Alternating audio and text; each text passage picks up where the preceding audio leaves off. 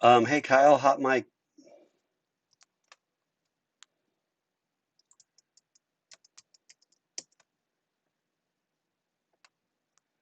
You guys hearing me okay? Oh, you know what? I'm not sure if I need to change my audio real quick. There we go. Okay, now let's try back here. Yep. All right. You guys can hear me now, right? Yep. I got the audio there. I mean the text. Okay. Let me see. Just getting this thing fired up over on YouTube now, right? I think. Do we still have a hot mic?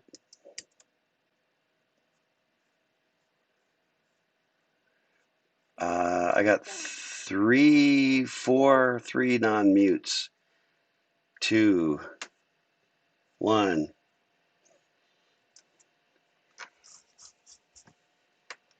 Okay, here we go.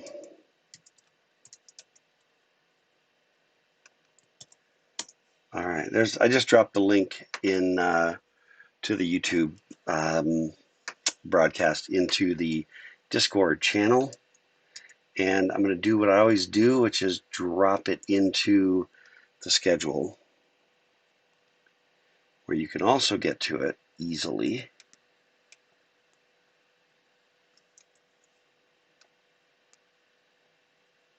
Hey, real quick. No need to put your attendance in the attendance channel unless you missed today and you watch it on YouTube. Everybody got that? Is that echoing through Cole? I got Cole. I think you still got a hot mic. I don't know if that was echoing on your side, Devin, or if it was echoing. It was me. It was you. It's Okay. Me. Yeah. All right. Are you like on the rim of the Grand Canyon right now? With a cool. No, I have you going. I have you going through my speakers instead of my headphones. So it creates that little latency. Nice. Yeah. Okay. Question. Yeah. So if we're not writing our names on the attendance channel, what are we supposed to do then? Nothing. So the auto. Oh, nothing. No, the cancel bot. Hang on a second. Let me get rid of that. Oh, I think I was creating part of that echo. Maybe. I think I'm a doof. Although I just had a brilliant idea. No, the cancel bot, so called, just as you can. It just rolls through and figures out who's in the voice chat at the time. Yeah, you can see if you're looking at the general chat, it was attendance was already taken, and it'll change later as well to where it'll just be running in the background as well. But right now, you'll see like little messages from the bot when it's taken the attendance. And the attendance channel is just for those who like miss class, basically. If you have like some excused absence or something, and you make it up by watching on YouTube, and then and if I saw somebody joined, so it looks like Brandon PS I think is new, Braden. Braden, sorry, and Beluga is new. Yep. There's a couple late ads. You guys should send me just so it's at the top. You can see me in the admin, Devin WTA. You can just send me your full name. Whatever, just in a private message is fine. For like whatever you're registered as at UVU, because I'm going to delete the real names channel today once I know it works.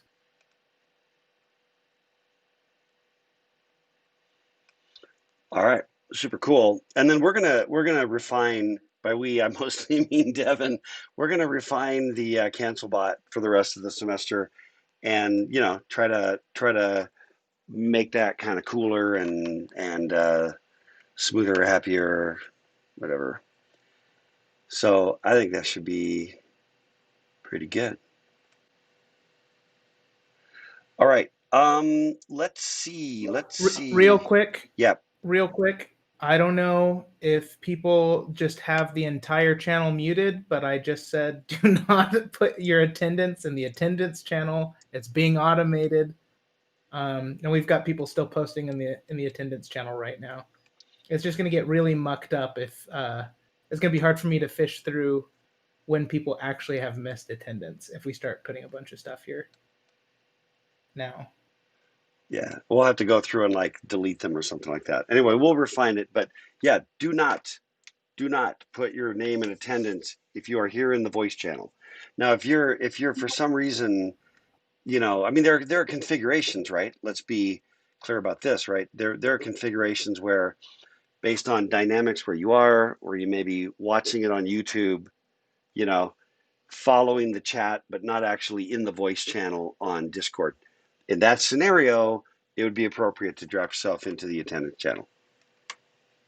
I have another question. Yeah. It's about the cancel bot.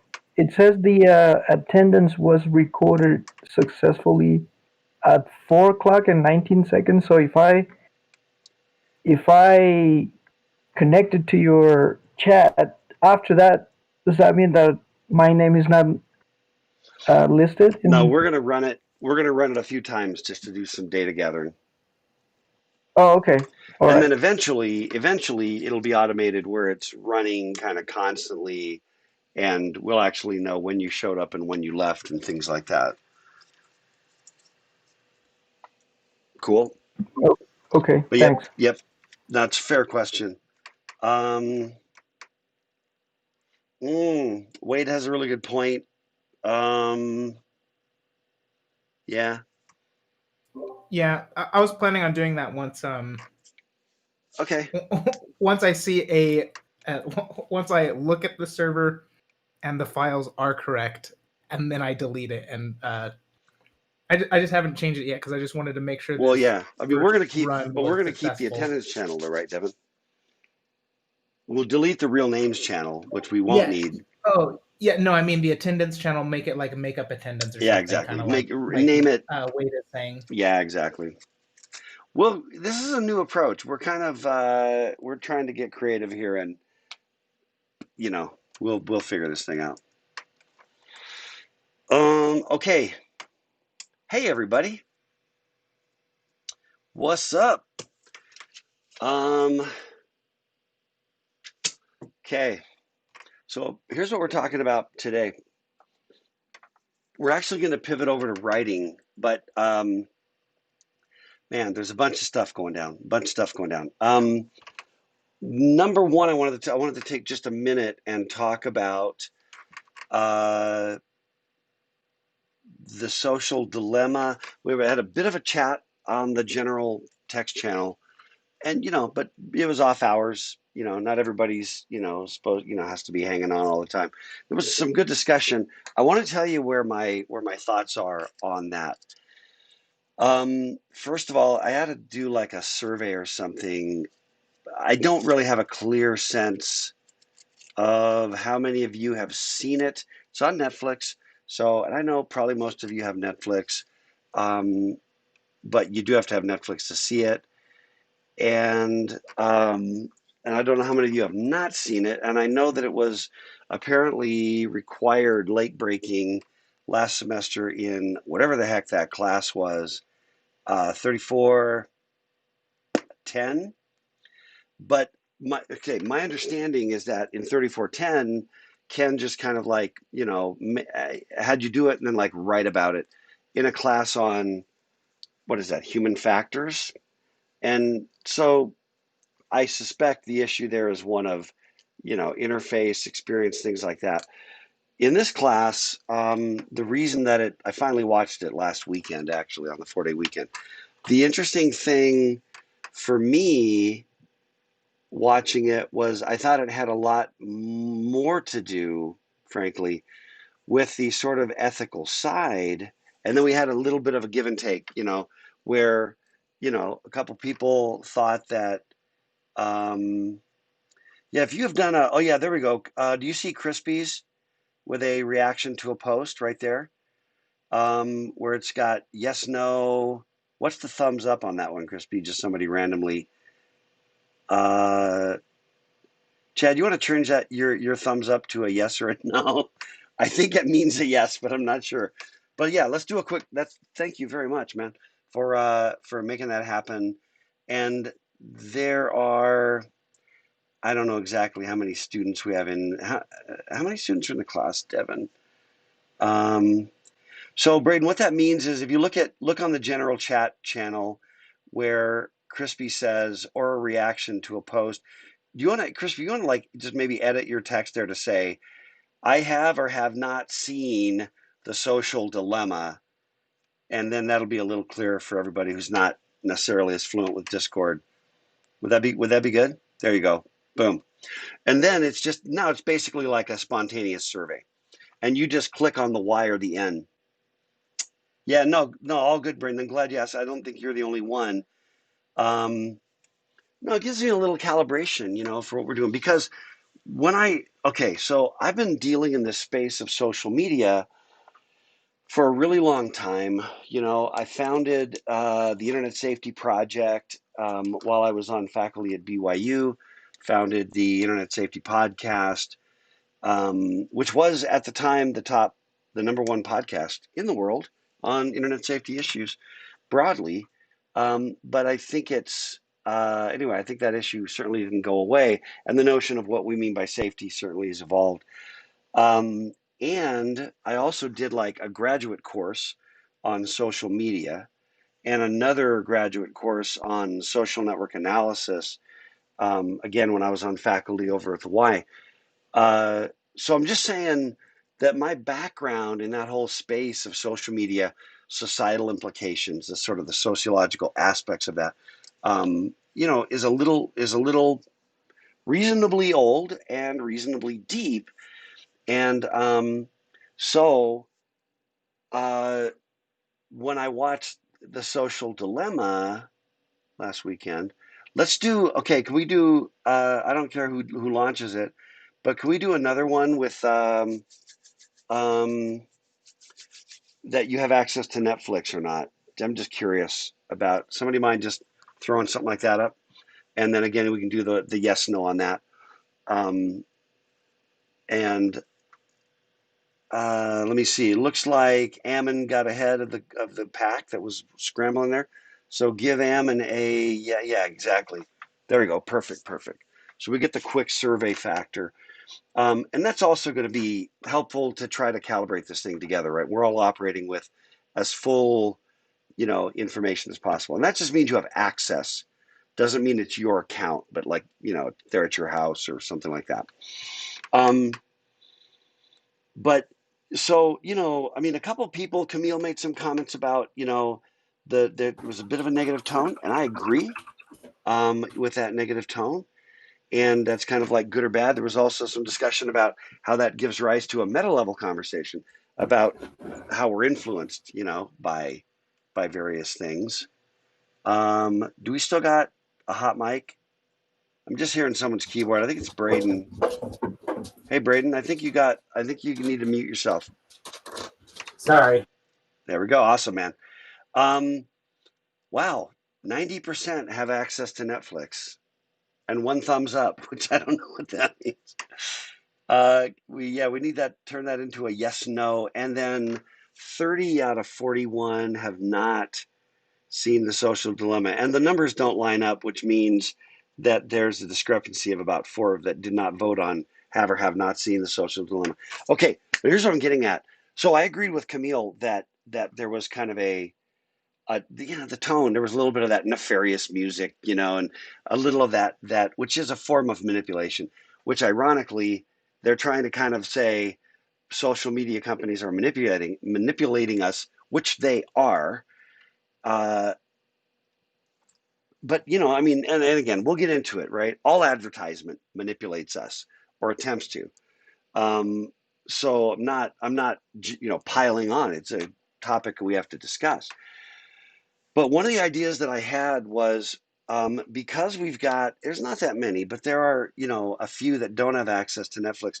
What I conceptualized was, as I was watching it, there were a lot of spots where I was like, ooh, I want to stop right here and I want to do, the stop and talk, right, about this particular point, or here's an observation or whatever, and you might have some similar questions, and or observations. So I've got my surgery coming up, right? And it's going to take me out of class. Presumably, I'm going to be on powerful narcotics for a week. Um, Unfortunately, I don't even like that. So, and especially in conjunction with recovery pain. But that's on the third, right? And so we would miss the fourth and the ninth, and then in my perfect world, I'm back in class on the 11th. Only slightly loopy. But here's what I thought. What happens if sometime, could be this weekend, could be next weekend, doesn't matter. But on the weekend, Saturday night, Sunday night, we do a watch party and I stream my Netflix and I stream it. Then the other thing we have to do because of copyright and fair use is probably make the link on YouTube, make the video not public, but like privately accessible if you have a link, something where it's not just, right out there, uh, public, just streaming that content in its entirety is probably problematic from a copyright perspective. But we can do a number of options. We can either put the video, I can put it on Canvas even behind a firewall. I can save the video, download it, and put it on a Google Drive that you can kind of get to. So we have different ways of getting to it. But those classes would be like, I'd make it accessible to you in the channel, but it wouldn't be as publicly available. Okay. Then the idea would be we do a watch party. The documentary goes an hour and a half, and then we just give room for ample discussion. And that becomes basically two classes worth. And then if you can make it to the watch party live while we're doing it, that would be great. I mean, the more bodies we've got, the more ideas and comments, the better. That's what we would record. And then what we would do is, um, you know, if you attended the watch party, then you're good. Attendance solid for the fourth and the ninth, right? Yeah. So you'd have attendance solid for the fourth and the ninth by attending the watch party. Or later on, if you couldn't make it to when we did it, just at your own leisure, you'd go like watch it and get to the comments. And if you've watched it already for that other class, again, how many were there? Like 10 or 11 that saw it already? 11 have seen it. If you've already seen it and you're like, I really, really don't want to watch that again, then you could just go there and just scroll to where the discussion happens. You know what I mean? If you haven't seen it, you would watch it. If you have seen it and you would rather skip over that part, you can skip to the comments. So I just wanted to bounce that off you. See what what you thought about that. Braden said, he was going to suggest watch party. And we could set them in a classroom. The only problem with that is I'm still very much in kind of quarantine mode with, what I mean, with surgery coming up. I'm really extra careful as far as COVID's concerned. So I think that in class would probably be problematic. And I agree with Christian that the stop and talk, in my view, would be the best part about watching it, right? You get context. Time and date, we'd figured out, Gabe. And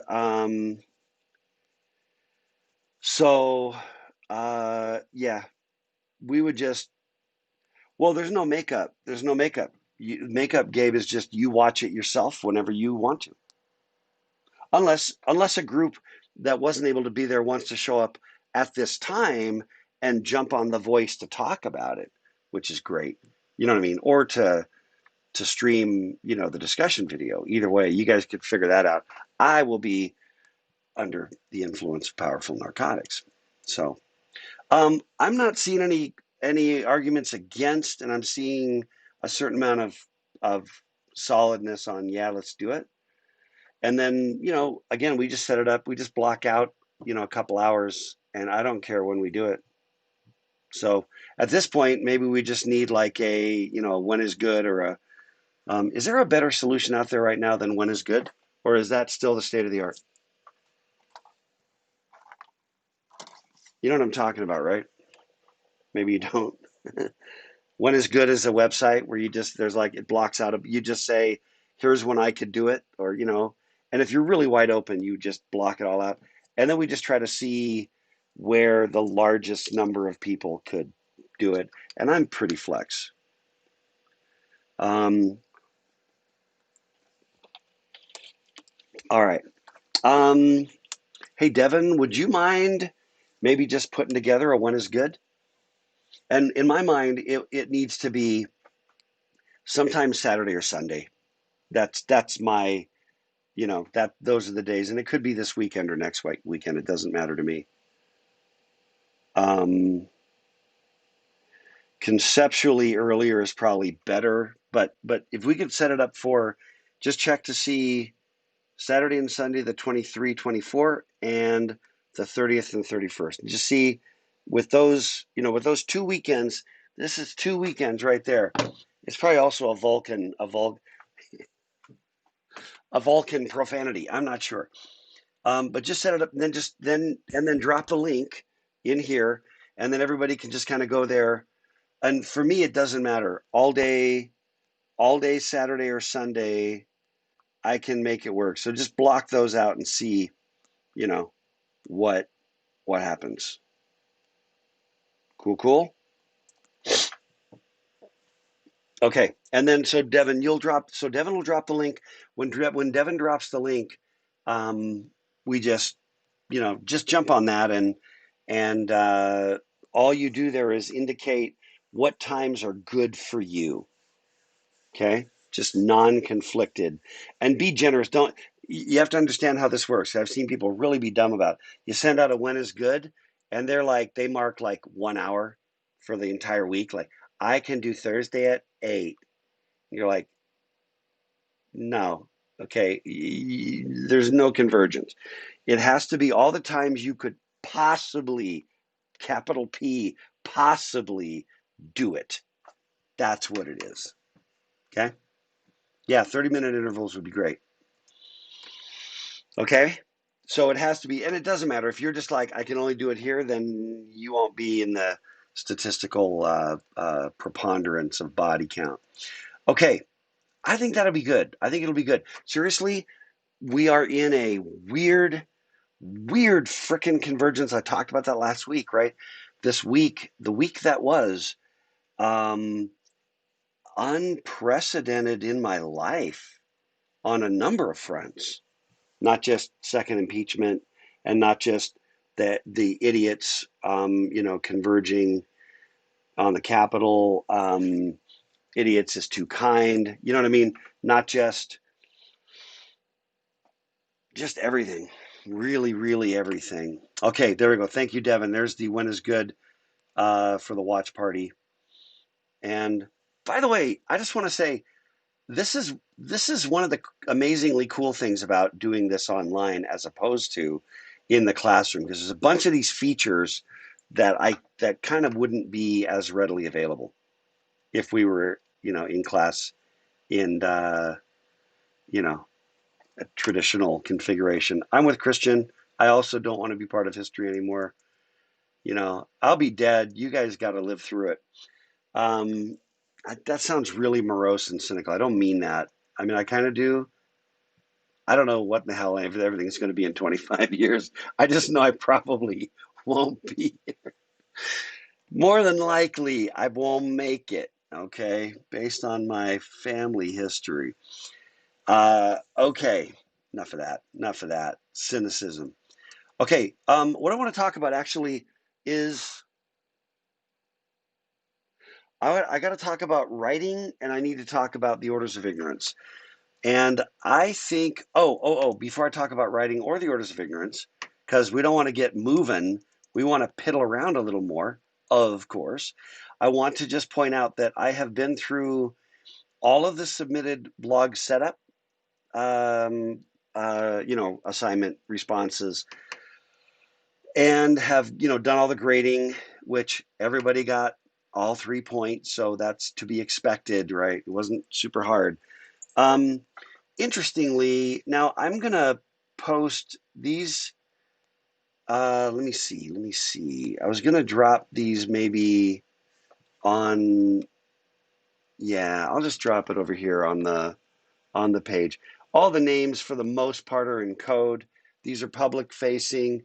And again, and I've said this before, if you have hesitation at a personal level with a public facing blog, you can make it non-public facing, okay?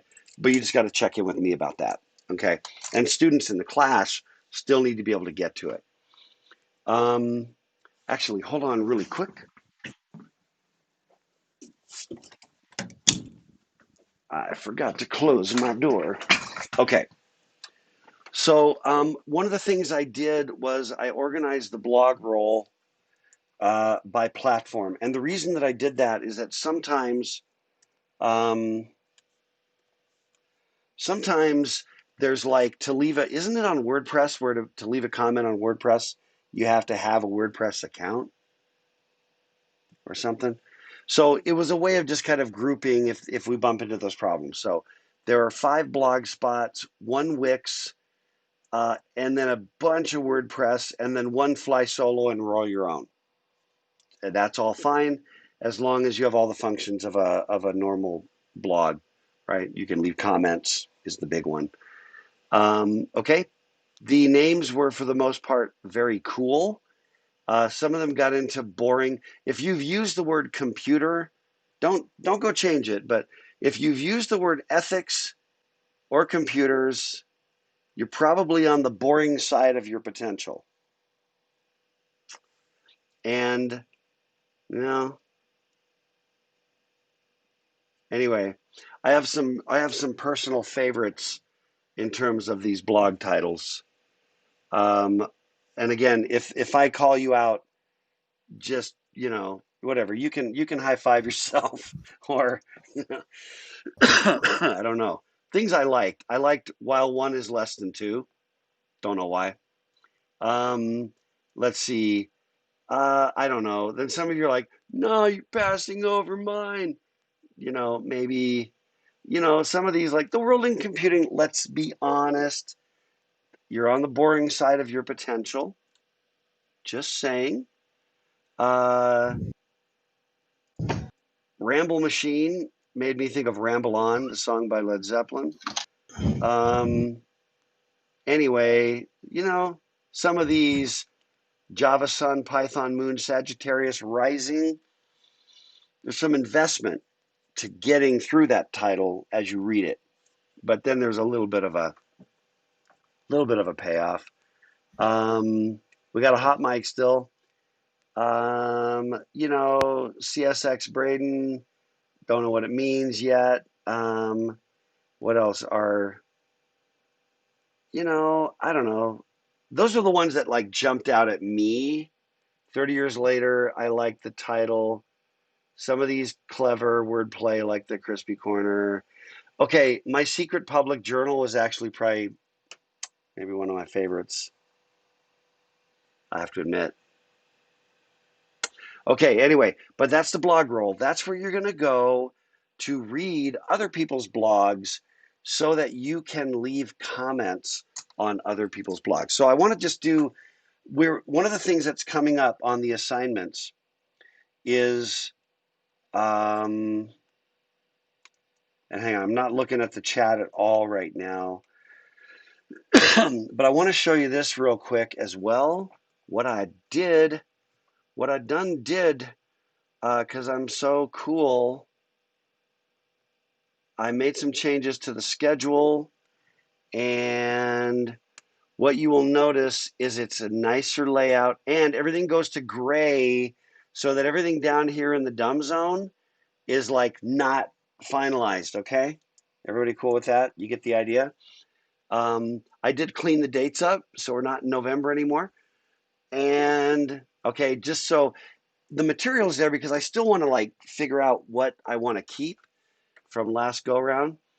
And we are now officially, that was the first week, and we're now officially pushed out another week. Okay, so that's all real. That's the lecture video right now.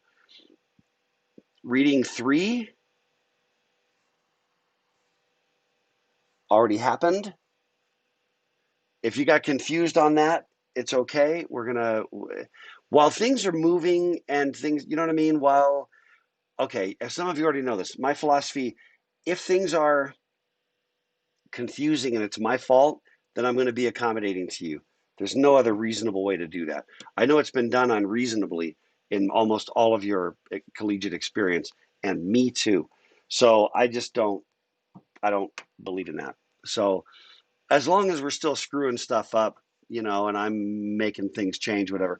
But there is reading that was this little very short 3-minute video, a poem about writing. And then these are a little bigger, Creativity by John Cleese and Sir Ken Robinson doing one of the very early TED Talks. So that's the readings over here, reading 4.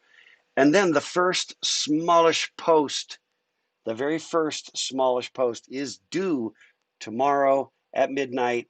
But the particular post, okay, I want to show you this. There are 8 submissions, and it is in the form of a very short story, which is a new addition this semester, but I really like it. The idea is you have 140 characters tops, and you got to write a short story. Okay. Now, what I'm trying to do when I get into teaching more about writing, one of the fundamental principles, I'm going to pause right now for a little interlude about effective writing. Okay. And that is that in writing there are meat words and there are mayonnaise words. Okay. Now here's what I mean by that. When you go to make a sandwich, okay, you go make like a ham sandwich. Ham's notorious because it gets dry. You make a ham sandwich. You got to have some mayonnaise, on the bread. Some mayonnaise. I don't, whatever you're making, or you're making like tuna, the tuna salad, what, you know what I mean? You drop the it's just mayo and tuna. You whip it up and you make that little tuna salad. Well, if it's overloaded like mad on the mayo, it gets to be, now some of you, I already know that some of you are going to scar my soul right now. So Alex, no, I went ahead and made it midnight, and I'm going to change I think that conflicts with some of what I said in the syllabus. Bottom line, anywhere in that range, and we're going to be okay while I figure this thing out. Okay. I'll send up a flare when I'm really going, okay, everybody on board. This is the thing. Yeah, I know Canvas says noon. Um, and I'm going to still massage that. But for now, anywhere in that right now, I'm still faking it till we make it, which means I'll be super accommodating. And I know that you've been scarred by whatever professors that, do ambiguous things and then somehow hold you accountable to one of the possible interpretations, which I think is inexcusable. Um, anyway, so that's it. But this is the key, okay? This is the key. I gave some examples just from previous semester. We do this thing at the end called the literary extravaganza, and very short story was one of the options on that. These are ones that came out of the literary extravaganza, you know. So, for example, this one here, free will stopped existing the moment algorithms knew he wanted to watch a goat jumping on a trampoline before he did. Okay, I think that's actually brilliant. And there is no punctuation. And there's a lot of meat words, okay, like free will, existing, even stopped, algorithms, goat jumping, right? Goat jumping, trampoline. You know, the mayonnaise words are like he is a mayonnaise word, he did, right? Those are the mayonnaise words. Those are mayonnaise. In order to write short, you have to write tight. And in order to write tight, you have to write with meat words because you have no room to do your normal wanna, and there's a lot of writing that you do, we all do, by sort of instinct, right? Um, so is anybody else dying on that reading 4 link? Because I'm gonna go back and see if it's working for me, and then let's see if it's working for anybody else. Okay, but do you get the idea? So the idea here is that when you do meat words, they're words that bring with them a backstory, a lot of meaning. Free will is a meat. It's 2 words, but it's a meat expression.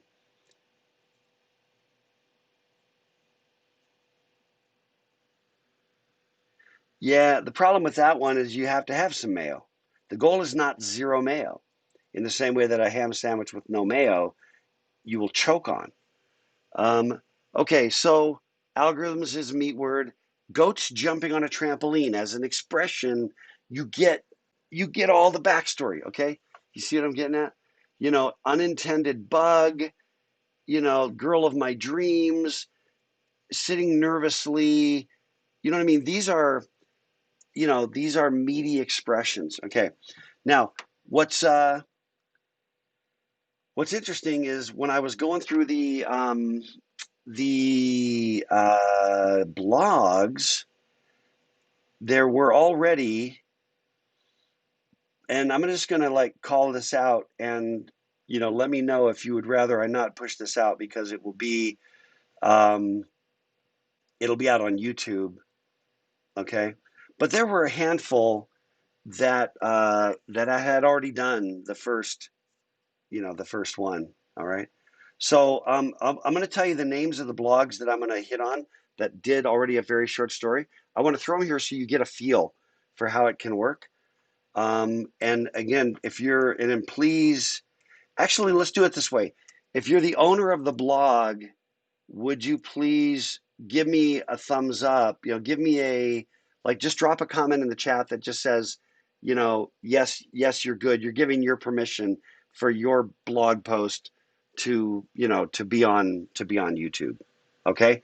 So these are the ones that I'm going to look at. One is while one is less than 2, technology talks, technological ethical futurism, increased ignorance, the blog place, and the crispy corner, and Matthew's neat blog.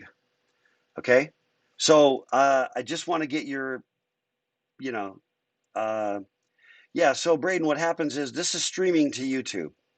This is streaming to YouTube live. So anything I put on that screen, which you see in this feed, is going out on YouTube. That's why. Okay. All right. Thank you. And then again, if you're not comfortable, you can either say not comfortable or even just not respond, and I won't do it. Okay. So I appreciate the green light. Okay. So let's go. Here we go. Let's go. This is well, one is less than 2. I don't even know if this was a very short story, to be really honest. Okay. Um, Jordan, I wasn't sure.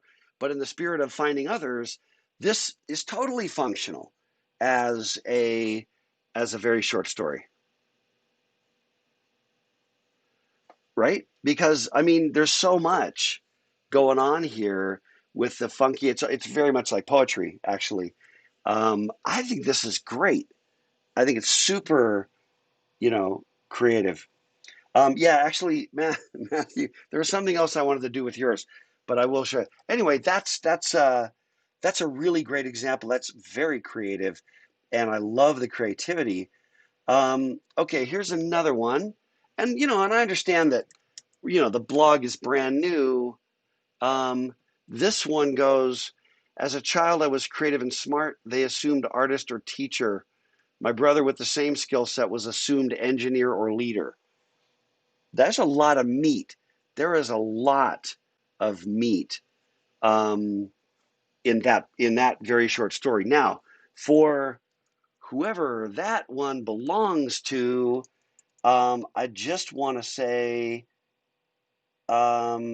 Clarissa, just that is a run-on sentence. I just want to say there's a you got to fix the punctuation in here, okay? You know, either a period or an M dash or an N dash, or you know what I mean? That it's otherwise it's a comma splice. All right. Um, but the gist of it, I'm just saying that help you. Otherwise, it's -1. Okay. Um, but because no typos, that's the rule. Still no typos. What is it again? Oh, no typos, no grammatical mistakes, and you're in the space limit. Okay.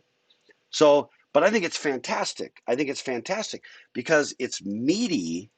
You know what I mean? It really goes after some really huge topics and does it really, really well. Here's another one.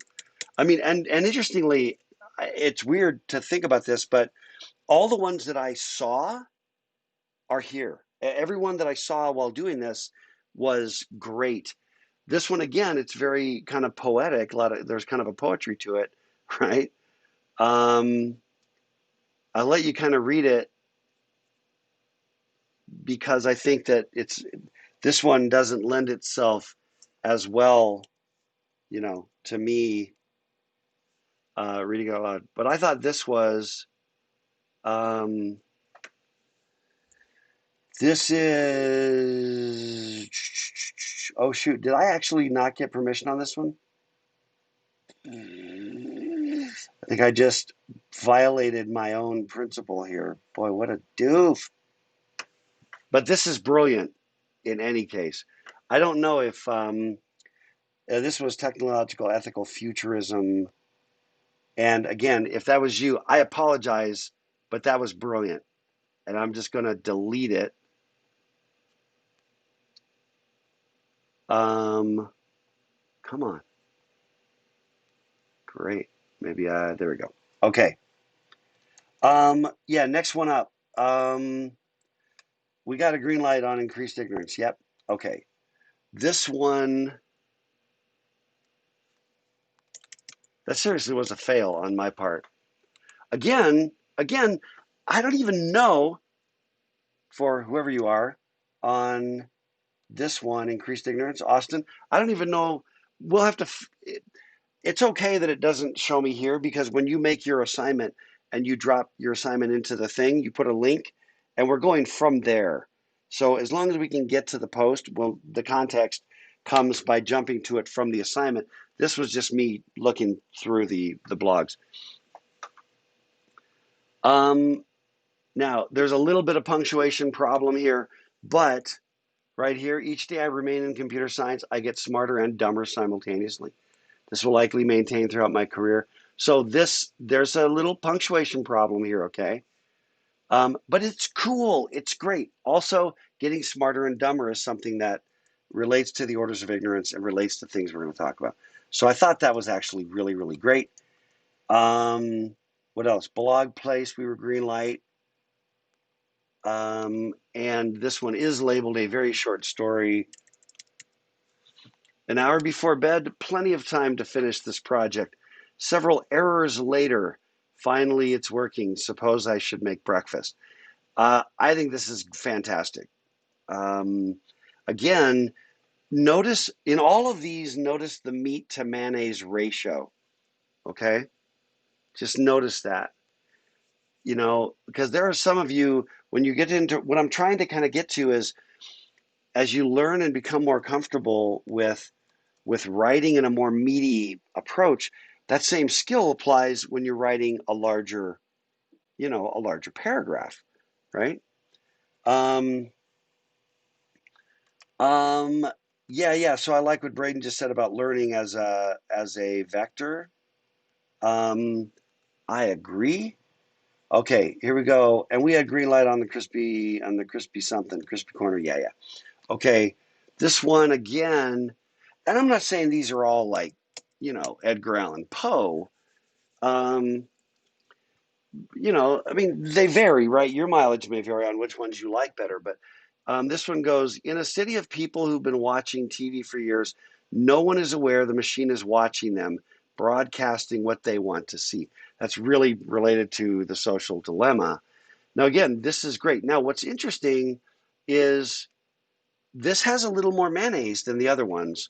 In a city of people who've been watching TV for years, and you see that that can be made tighter, right? More meat. That there's mayo in there in of who've been for, there's 6 mayo words right there out of 6, 9, 6 mayo words out of 11 total words. That's actually a little bit mayo, a little heavy. No one is aware the machine is watching them. Again, no one is them, and that's 6 words out of 9. 6 words out of 9, broadcasting what they want to see, right? And then you've got what they want to see. Those are all mayonnaise words. Okay, so I'm just saying that for Crispy here, um, it still works in the sense of a short story. But my recommend, and I would give this all the points, but my recommendation to Crispy would be you can say more, you can tighten that, you can make the delivery much more of a punch. And that's what we're going to talk about with writing, okay? As we get kind of more and more into writing. And then I wanted to throw Matthew's like super confused. And I just want to say Matthew won the blog roll just by saying, here's a picture of a cat. And I know that's cheap. I know that that is so cheap of Matthew to pander with a cat. But that cat kind of got me through the afternoon. Right? It's a great cat. It's a killer cat, man. Anyway, that's all I want to say is cats. Sometimes when you're in the internet, you just need to have cats, just why is that a thing? It is. I don't really, do I like cats? I like pictures of cats. I don't like living with them. That's the bottom line. I like cats, but I actually love animals. I just mostly don't want to live with them. Okay. And that's true probably of a lot of things. You know what I mean? I love my grandkids, but I have lived with them before. I don't want to do that anymore. That's not what I wanted to do. Sorry about that. I was just trying to grab, Hubert's ear was in the way of my mouse, and so I grabbed the wrong thing. I want to just shrink this thing down. Anyway, that's a very short story, and that's the format. Tight, make it right, make it correct.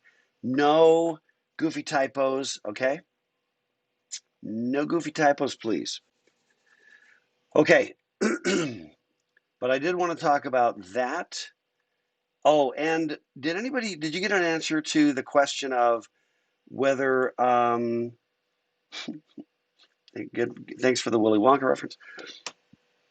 Did we get an answer to link to assignment 4? Did anybody try that? Who had the problem getting to assignment 4? Someone did. I don't remember. Help me out here.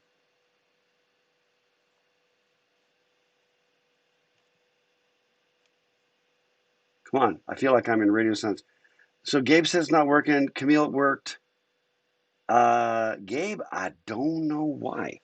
And I'm just going to do a quick check to make sure that we're okay, at least as far as I can, tell from my vantage, which it's going to because I made it. So I pretty much, and this is readings 4, right?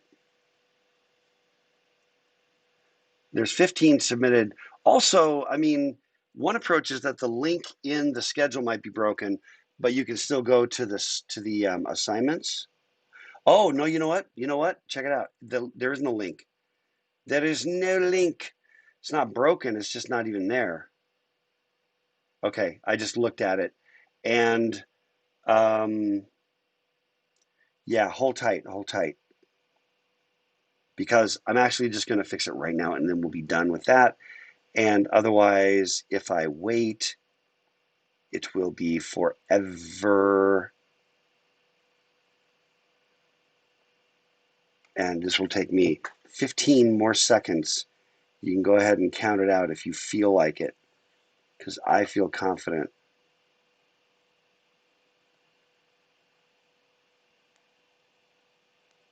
Okay, fixed. So, Gabe, you want to just refresh, and try again? My bad. I didn't actually put the link in.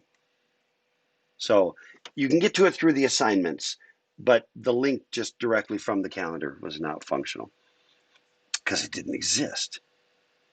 All right, awesome. Thank you. Thanks for the heads up on that. Okay, so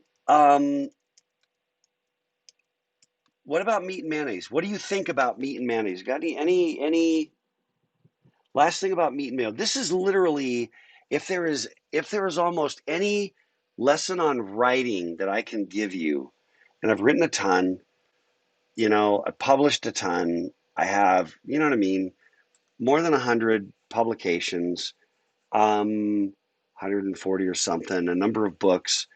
Um, I'm just saying, I mean, that's just being old and being an academic. That's what acquires. That's, you know what I mean?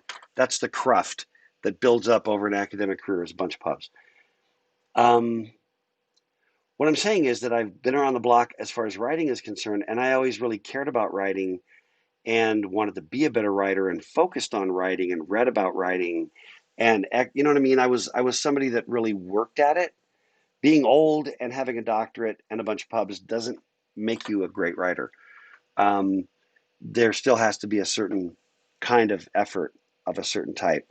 Reading about writing different kinds of things, and stretching the writing skills. Okay, and meat versus mayo is probably um, meat versus mayo is probably the biggest thing. Okay. Um, Yeah, Braden, the interesting thing there, we'll have to debate this because even if you do have proper nouns and correct subject object placement, that's true, but even with that, you tend to have choices, you know, like you can say something, you can have a noun phrase like the thing that most people care the most about, right? And that would be like a big, what I call, hot mayonnaise in a shot glass, right? It's just steamy mayonnaise, liquefied, just throw it back, right? The thing that people care, the thing that they care the most about. I'm probably saying different things every time, but my point is, those are all just mayonnaise words, but it's a noun phrase. You got to stop and you got to go, what is it I really am trying to actually say? There's a word in the English language for that thing you're trying to hint at by saying the thing, right? For example, you could say, you know, what people find important or what is important to people. There are ways of being more direct and using meatier words. I knew the mayonnaise memes would show up. Oh, no, see, no, no, no, Gabe. Gabe, uh, Gabe, minus 10 points for Gryffindor. Oh, dear, dear, dear me. No, no, no. I think I have craftophobia, which is a fear of eating mayonnaise like that. Um, okay. I actually blocked it with my OBS, so I don't even see that meme right now until it scrolls off. Anyway, that's the single biggest writing lesson I could ever give you is look, because when you write with meat words, the meat words themselves, um, they carry a backstory.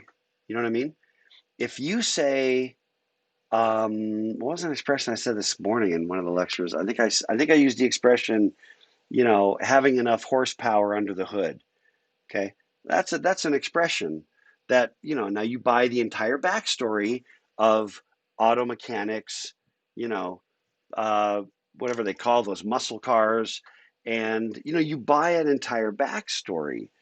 Um, but you could also say be good enough or be strong enough or, you know, and there's a lot of, like, for example, if you're, there's a lot of these metaphors that show up in sports, right?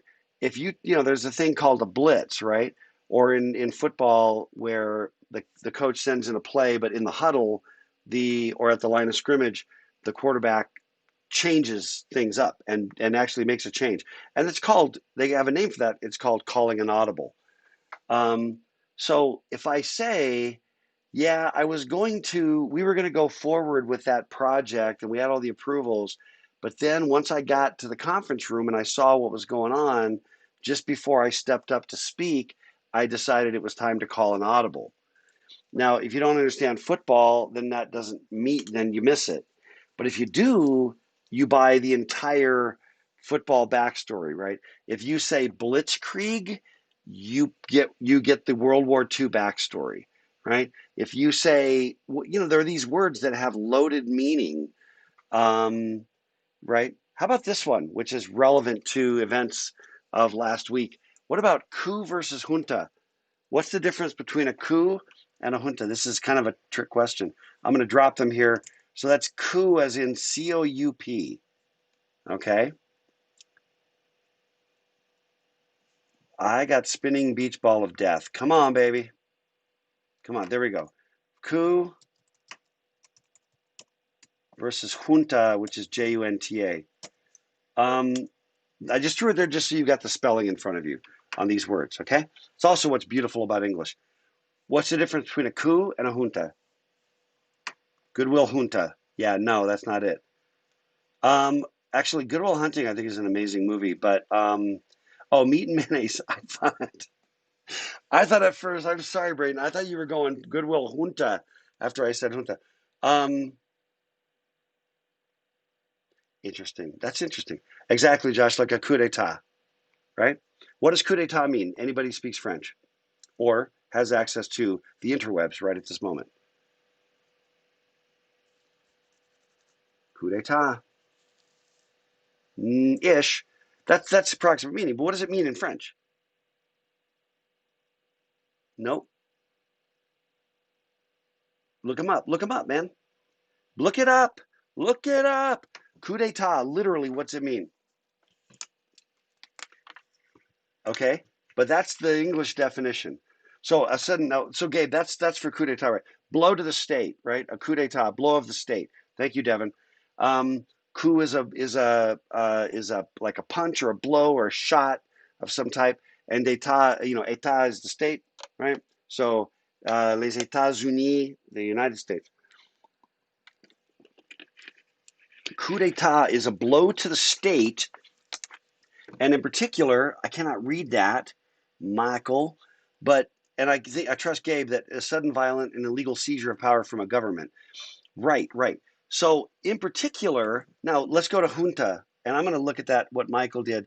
Coup d'etat, Wikipedia, French, literally blow of state, um, an overthrow, a takeover, or a putsch, which is German.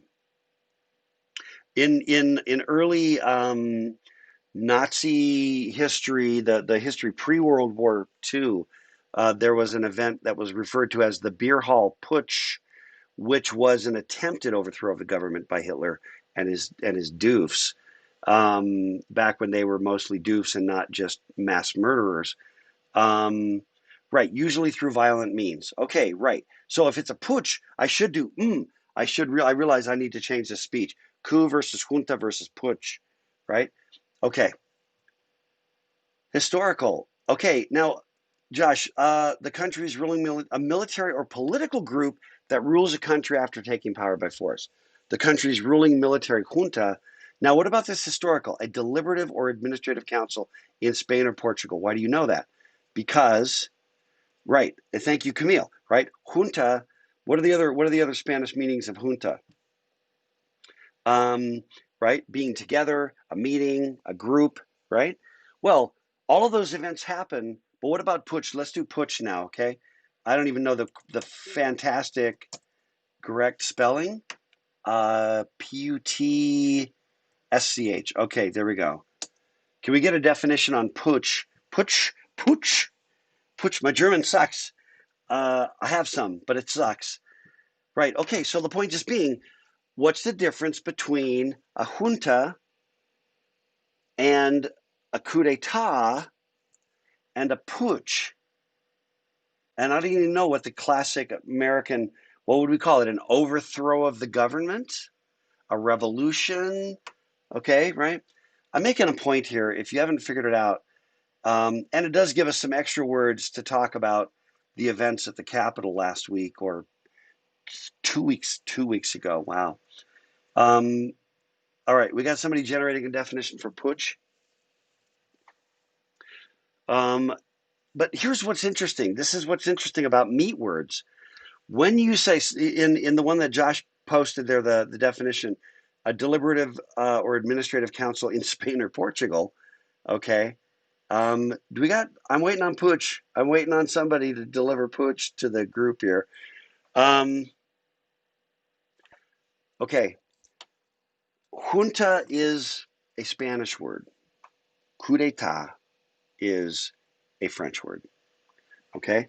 And it's some really weird. A junta can be the result of a coup, right? A putsch is a violent attempt to overthrow a government. Now you could say that what happened at the Capitol building, at the U.S. Capitol, 2 weeks ago, was a putsch, because it was violent and it was an attempt, and it was at least at some level an attempt to overthrow. I don't want to overreach on the scope, you know what I mean, of that overthrow, but I think the elements were all there. So what I'm trying to say is that at some level, if I say putsch, it's a German word, and I get World War II, post Weimar Republic, pre-Nazi Germany. I get the window, I get Hitler and the beer hall putsch. Okay, I get German history if I say putsch, right? So right, I mean, what I'm saying, Gabe, they beat an officer. That I said it was violent. I said it was an attempt. I don't know to what extent it was an attempt to overthrow a component of government as opposed to overthrowing the entire government. That to me is a weird gray zone of interpretation. I still think everybody, you understand, I have no sympathy. And in my mind, it's traitorous and treasonous behavior. So lest anybody misunderstand my sympathies on that. Okay, let me be really, really clear. Okay. But the notion of whether they were overthrowing is a question. That's all I'm saying. What that overthrow, and you could argue, I think you can make that argument both ways. Fine. But what I'm really trying to say is that if you say putsch, you get German history. Pre World War II, you get these notable things. If you say coup d'état, you get French history and Western European history. When you say junta, you get Latin American history. Okay, you get military overthrows of the government in Latin America. Okay, you wouldn't usually, I've never heard the word junta applied outside of South America. You know what I mean? And I've never heard the term putsch applied outside of, pre-Nazi Germany. But all I'm trying to get at is these are meat words. These are really heavily meat kinds of words that bring with them not only subtlety of meaning, but backstory. That's really what I'm getting at. So, all right. And one last thing I want to just say, as there's more discussion going on about what happened at the Capitol, I do just want to say that one of the things I advocate for in our class in this setting is nuance, the ability to have nuanced conversation, and the ability to come in understanding that you might be wrong. And I think that's a very important kind of condition for intelligent conversation. You know what I mean? When we're persuaded and convinced in a perfect way that we are right, there can't be intelligent conversation, and then soon we're just yelling past each other. Okay. What else do I want to talk about? I want to do just a little bit more about writing, and I want to hit you with a few other things that relate to some writing stuff. We only got 10 more minutes, 12 more minutes. That's okay. But I'm going to pull up a few more slides about writing, okay? And one of the things I'm trying to do, what I'm really trying to do, by the way, the the conversation on the chat is really, really good. I think Christian, okay, I'm going to get it back over to these slides. But I want to just say I think Christian's question is really a good one, really, really good one. To what extent, is our events defined by what literally occurred, and to what extent are events described by what was hoped to be accomplished, right? And then, and more importantly, even the notion of what literally occurred winds up being something that winds up under debate, and that's the weird thing. It's always been true, by the way, but I think it's exacerbated by technology, social media, everybody having a camera. I think it's exacerbated today. There are many political moments where literally the facts on the ground are in dispute, you know? So, and that's right. And what John said, the only remaining history is arguably history recorded in bias. Not even arguably. I don't even think that's arguable. All history is recorded in bias. Period. You know, I think that's just true. Um, and once you get, and that's just talking about the literal events. What about the motivations and intentions? You know, that's actually where we get into, I think, a lot of trouble. I want to come back to that before we're out of the semester, before the summer hits, to talk about. As I think a lot of the danger in our difficulty with having discourse with each other of an intelligent nature is a presumption of understanding of somebody else's intentions and motivations. True? Don't you think that's true? And then we get into some really, really funky dynamics, right? Um, we get into some very, uh, actually, history is written by the victor is ancient. Not just, it was definitely not Call of Duty. At least it didn't originate there. Um, So what winds up happening, and we'll talk more about this, is that everybody in their sort of vertical market of like thinkers tends to virtue signal within their vertical market. And accusation of virtue signaling, in my view, goes across, right, across the spectrum. And there are things you can do and say which are virtue signaling to your group, and other things which might be opposite, which are virtue signaling to your group. And when I say I am an independent, which I am, and I voted for Kanye, which I did, what am I doing? I'm also virtue signaling of a certain type to a certain group, the extreme center. And you know what I'm saying? We all do that. But the reason that we virtue signal is so that everybody will not distrust my intentions or my motives. And since my intentions and motives are no longer distrusted, one of the consequences are that I get slack. I get accommodation for when I didn't say things right or when I screwed up my words. But if I'm a member of the others whose intentions and motivations are impugned and presumed to be negative and nefarious, right? Then even the right words or good words or true words are um, are used to impugn. So that notion, I know we didn't kind of mean to go there, but one of the cool things about this class is I don't freaking care. As long as we're having some meaty and interesting discussion and thought, about this whole topic, that's really what the ethics issues. It's not just about memorizing whatever, Plato's definitions of something. It's also about learning to think outside yourself a little bit and to become a little more self-aware and sensitive to one's own biases. I'm going to hit you with one, and I'm actually going to go.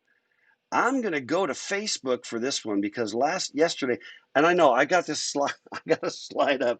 I got a slide up right here, actually, just to give myself a weird sense of. There we go. I want to put up my meat versus mayo slide, so I feel like I did something. But I want to share something with you that happened just yesterday. That really, really bugged me. Okay. Now the first post, and I'm gonna share this. I'm not going to reveal any of the people involved, but this was shared by a very, very dear friend of mine. We are both independent. I think his politics are probably a little bit left of mine, but he's also a guy who really understands political science, smart guy, analytical guy. But I feel like sometimes his emotion takes him a little over certain edges into domains of indefensibility. Let me just say. Now, this wasn't strictly one, but I want to just say this was on Monday, right? Martin Luther King Day. And I want to just tell you and discuss a little bit what it is that I have a problem with about this. And see, and again, I've said this before, but I want to say it again. And we'll talk more when we get to the orders of ignorance. You don't have to agree with me. In fact, I love it when you don't if you're sincere about it. Especially love it if you're intelligent about it and you can break it down and have a really earnest and sincere and nuanced conversation. I love it. I love it. Love it. Otherwise, we get in our little echo chamber and we only hear the things we want to hear, right? And one of the things I do on social media is I have socialist friends on social media. I have friends that I know believe that the election was stolen, sort of Trumpkin types uh, that believe the election was stolen. And I have Bernie Bros, and I have across the spectrum, and I leave myself connected to these people, and I do not, for the most part, I do not block them. I don't block them for their opinions. I will block them if they are disruptive, if they are rude, a-holes. Then I will let them know, listen, that's not cool on my page, and that needs to stop, or I'm going to block you. And then the next time it happens, I'll block it. There are also some people that just become so incessantly disruptive that it's just an energy suck. But I don't block people simply because we disagree. Now here we go. This was the quote, and I'll tell you what I don't like about it and give it some thought. The quote was this, again on Martin Luther King Day. No one, it's a little bit of a long sentence. No one who has been seeking to disenfranchise millions of black voters, paren, by going along with Trump's baseless accusations that the election was stolen, close paren, should be posting MLK Jr. quotes today. Okay? I want to talk about this. I want to talk about this social media moment. And just think about it ethically, think about it logically, and try to have a nuanced conversation. What do you think? Well, and we don't have a ton of time. I'll read it once. Yeah, I'll read it again, Austin, because it's a little bit complex. Let me just say this. The disenfranchisement of millions of black voters is in parens by going along with Trump's baseless accusations that the election was stolen. In fact, you know what I can probably do? There we go. I'm gonna do a stunt here. Thank you, technology. Just a second. I'm gonna drop the text into the chat because I'm cool that way. I just want to make sure that privacy is protected, right? Okay, there's the quote. By the way, okay, now that it's in here, I gotta edit that so that it doesn't look like something I'm saying.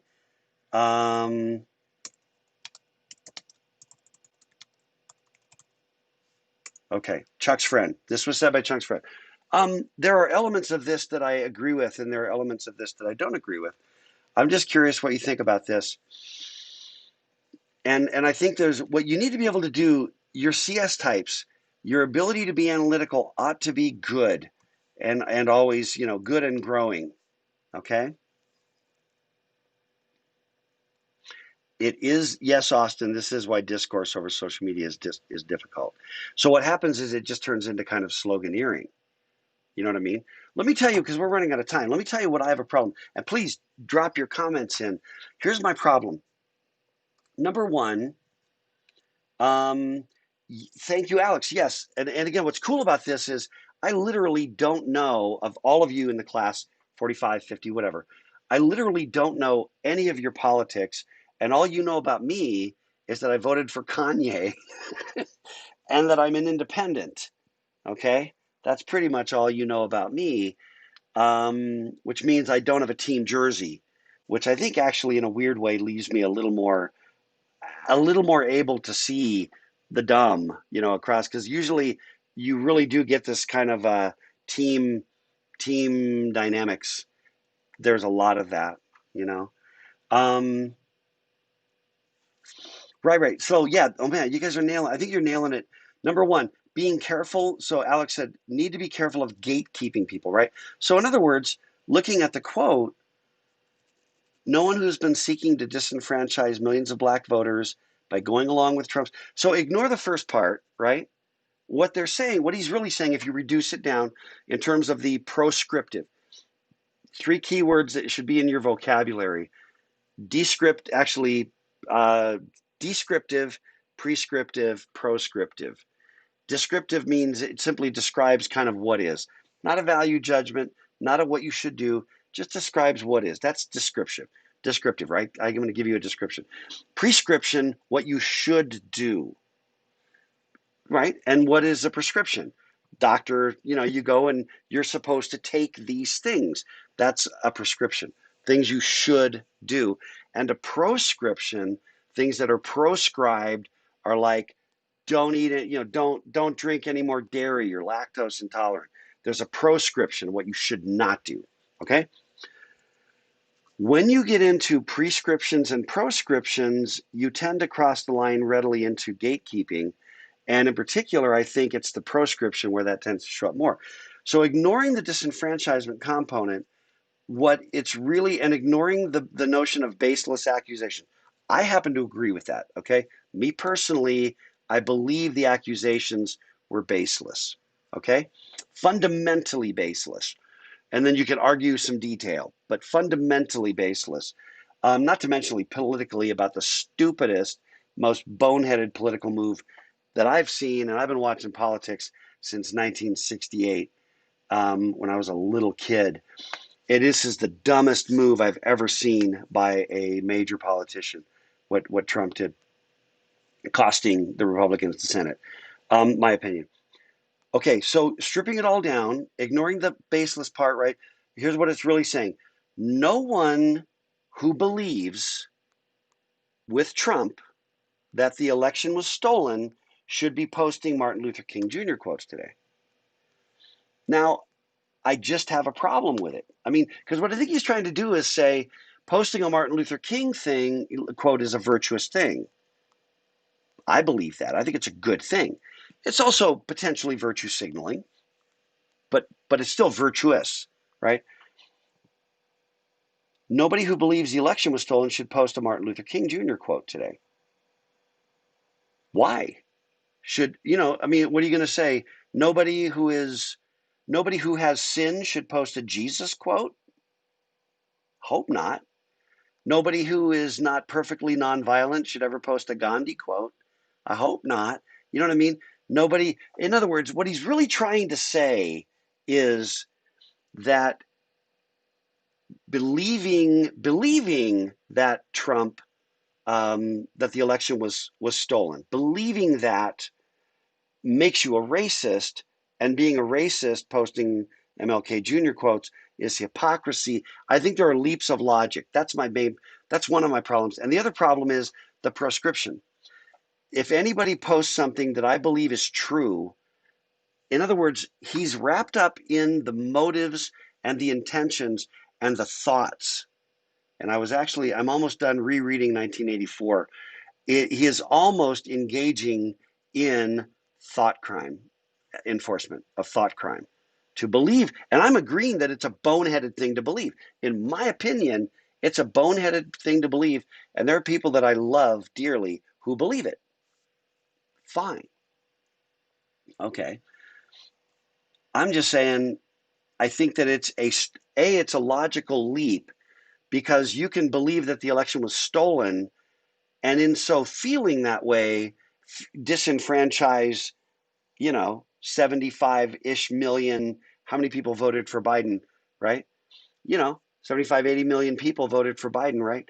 And you can in believing this, and there's another entire question of whether that is in fact disenfranchisement. Because if an election was in fact stolen, it wouldn't be disenfranchisement because it would simply be restoring what was in fact the actual thing. Does that make sense? It's only disenfranchisement if the enfranchisement was legit and you were delegitimize it. If the election was actually stolen, then that wouldn't be disenfranchisement. And it would be disenfranchisement of all of those voters. So why talk about black voters when there's a bunch of ways of demographically carving up, Biden's 80 million voters, and then basically say at the end of the whole deal, as a proscription, thou shalt not post Martin Luther King Jr. quotes. Okay, you see where I'm going with this, right? This is also, you understand, this is gospel according to Chuck. So your mileage may vary, and it's, again, totally okay that your mileage vary. Now, here's another one. Now, this one, I believe, was not said ironically, but the next comment, and this one kind of set me off. This one said, and I'm treading into dangerous waters now, but I want to read what's here, and then we're over time. This person said, also, this has 8 likes on the thread. Also, if you refuse to say the words Black Lives Matter, then take that MLK quote off your Facebook page. I have a serious problem with this. I have a very serious problem with that. Again, so here's what happened. Here's what I posted. Okay? My problem is self-appointed thought police. That's my problem. Right? And I mean this really sincerely because I've been reading the biography of Martin Luther King. I want to understand the man. I have so much respect for the man, the message, everything about that whole thing. And I don't understand the emotion that somebody else is going to be. You have to recite a liturgy. Now that's religion. I'm sorry. Once you have to recite a liturgy in order to qualify to say a thing which is objectively and socially true, I think we've got a really weird dynamic, and it looks like thought police. And I'm on a roll here. I'm going to wrap up soon. At the end of the day, I just want to ask, I think this is a universal truth that's applicable in an ethical conversation. If everything was exactly 100% flipped, are you still okay with it? And I don't mean that as like whataboutism. I mean sincerely. Would you be okay? Again, you're making an assumption with respect to a particular movement, a particular set of dynamics, a particular organization, a moment in time. And there's been this other weird conflation, you know what I mean, that if you don't say the words, recite the words and only the words and the right words at the right time and not silence, because silence is violence, you have to make the recitation or you literally can't say truth that everybody understands and believes to be true, like so many of the teachings of Martin Luther King Jr. I said this then. I said, what other canonical standards apply to one's right to assert public belief in the words of Dr. King? Just checking before posting my quote. Okay? And one of the things you have to know about me when it comes to politics, I will tend to not say the thing that is the virtue signaling thing across the political spectrum, even when I agree with it, wherever it shows up, because I resist the idea of virtue signaling by making my liturgical recitation in order to placate a mob that might otherwise come after me. Because that's called freedom of conscience, to believe in very fact indeed that Black lives do matter, and that not constraining me to post a particular personal billboard to prove to somebody else something. I just don't do it. I don't do it in any aspect of my life, but I know what I believe, and anybody that knows me knows what I believe. And then the original poster said, in response, general notions of hypocrisy and self-owning apply. Now, I think he was being self-righteous about the right. And I said, I like that. It cuts equally across the ideological spectrum. Right? What am I saying? Look in a mirror. It's across the spectrum. Caveat, insular lack of self-awareness is the drug of choice for those who see such sin in the others, but not in themselves. I made that comment. And then I said this finally. Actually, slight correction. I do like condemnation of hypocrisy and self-owning. As to who gets to say what publicly, if anyone says a thing that is true, I try to applaud it for its truth. If I place standards on the relative moral rectitude of someone stating truth publicly, then I risk becoming part of the self-appointed thought police, which is itself a form of hypocrisy and self-owning. And then later on, I said this in the thread, and then I bailed out. And I said again, not directed at you. To my friend, I said, not directed at you. When one must recite a specific liturgy, which really comes out of Catholicism, before being granted the right to voice an opinion in the public square, you have crossed the line into religion, and bad religion at that. Okay, that was anyway, and I've been ranting times over, and there's been amazing comments, and I just want to say that again, it's power. It relates to writing. It's power of expression. It relates to the orders of ignorance. Relates to ethics. Relates to technology. Relates to social media. Whew! I feel really good to get it off my chest. I do. Group therapy. It's fantastic. Anyway, man. But I do want you to think about this. Meat versus Mayo on writing. And when it comes to the ethics of social situations, you have to look at the situation and you have to be able to say, if it were flipped and the party I don't agree with was in the position I'm in, wielding the power that I wield, would I be okay with it? That's what I want you to think about.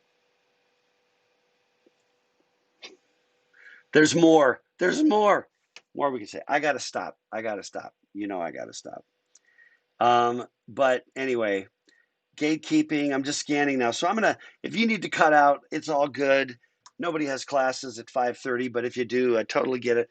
I'm just gonna scan the comments right now and then kind of button up. John pointed out that the idea that voter fraud suspicion, that whole thing was about, Black voters in particular, I think is a stretch. Chad, in all seriousness, I don't know what time cube is, and I don't even know what it is. And maybe it sounds based upon, I don't know. I really don't know it. I don't know it. Yeah, and Alex says this, stuff like this keeps people who, from your view, are slightly bad, or maybe even a lot bad, right? From being able to improve and join your side, right? If you're slightly racist, you shouldn't support MLK and should just go full racist, and I agree with that, because there's a certain cross section that are like F you, and now they're going to go be radicalized. I'm not saying my buddy is responsible for radical, it's not that extreme. It's not black and white thinking. There's nuance. Yeah, so what Braden said, Alex is right, but a lot of people get into what Martin Luther King really means is territory. What I saw on Facebook in my things, yeah, thank you, Andrew. Only a Sith deals in absolutes. I'm behind the curve here by about 10 minutes. what I saw more than anything, in fact, almost exclusively, were just quotes. Here's the quote. Just going to leave it there. You know. Let me see. Right, John said, I think the quote seems to assume that if you think the election was stolen, then you only think that because you don't want black votes to count. That I think there's that insinuation in the statement. And then Camille said, agreeing with the issue of gatekeeping, their assumptions being made. Also agree that with the sentiment of the statement that people posting about MLK Jr. should probably reflect on their own choices to make sure that they're actually trying to be anti-racist. And I agree with that. I agree with that as well. And I'm going to add an extra heart to that quote. Ian said he thinks further that such quotes further divide the American people instead of working to heal relations. I agree. Many leaps were made to arrive at that conclusion. Many Bothans died. And I do think it is, in fact, trying to say everybody who believes the election was stolen is a racist. And I think that is a leap, and I don't think it follows logically. Or if it does so on very tenuous threads.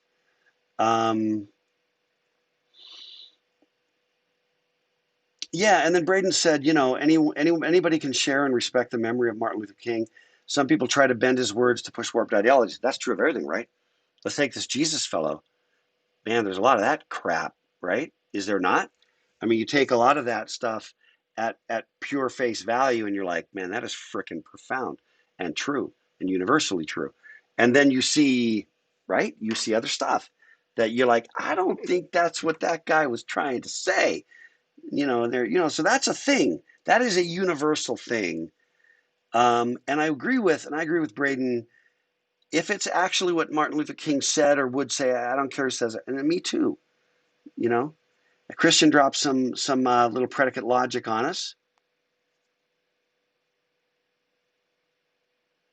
Yeah, this was actually Facebook, so there was more room to work. Yeah, that's right. That's right. Thank you, John. Mentioned, kind of going into the pro-life, pro-choice. It is the black and white. It is the extreme things that you can't just disagree. The others have to be evil. You have to dehumanize the others. One of the things I love about that I have loved and learned about being an independent is that it is easier for me to get away from team party, team politics, right? John, Big Brother is watching. I'm going to probably finish next 2 days. I'll finish 1984. I first read it in 1984. Braden said, not everybody wants to be associated with the Black Lives Matter movement. That's true. That's true.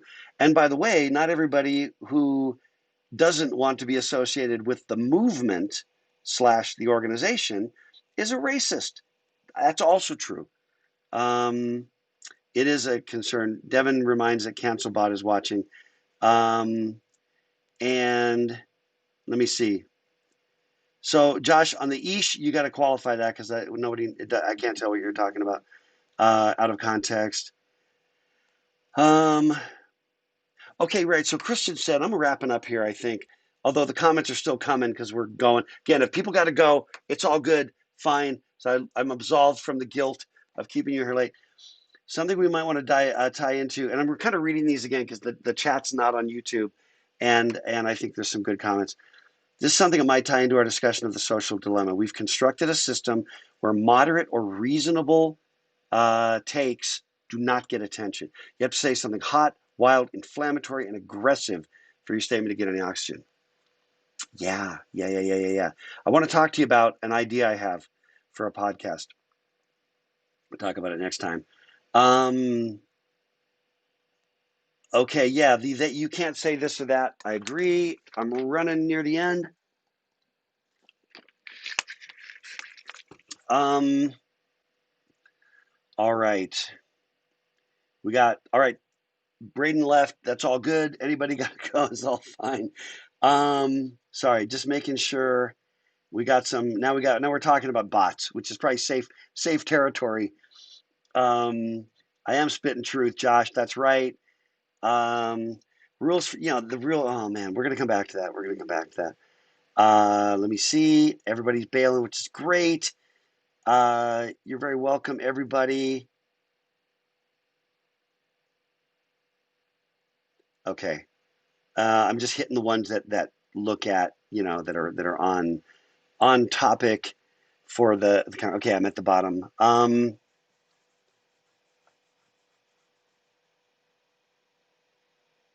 Okay, last one. Michael said, last comment I'm going to read.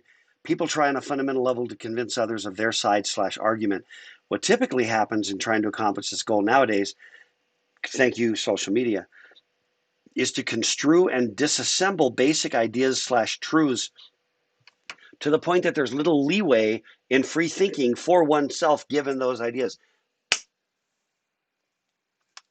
I don't have a mic. Water bottle drop. That's it. That's the problem. Is it all at the end of the day interferes with our ability to have a nuanced conversation? That's what's killing. I think it's what's killing all of us. It's what's killing the country.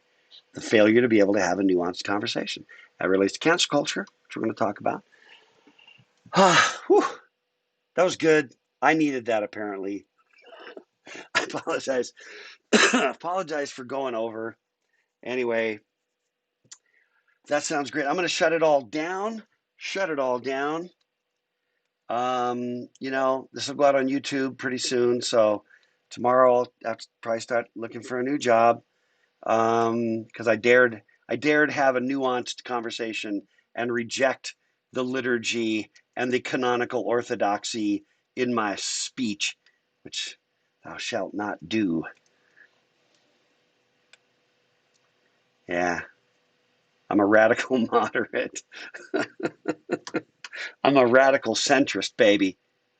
Okay, let me shut this bad boy down. Where are we at here?